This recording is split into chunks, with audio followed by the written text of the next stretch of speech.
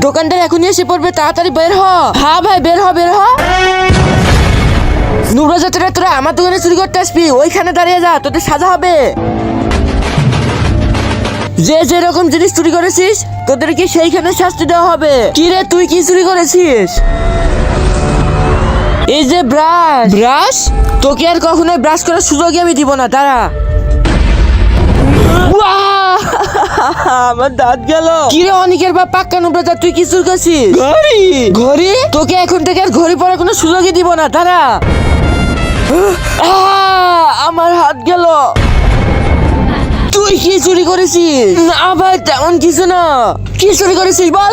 তার আগে বন্ধুরা, তোমরা যদি এই ছবিটাকে মন দিয়ে ভালোবাসো তাহলে ভিডিওটাতে লাইক করে চ্যানেলটা সাবস্ক্রাইব করে দিবা। আর যদি তোমরা লাইক সাবস্ক্রাইব না করো তাহলে মনে করবো তোমরা এই ছবিটাকে মন দিয়ে ভালোবাসো না।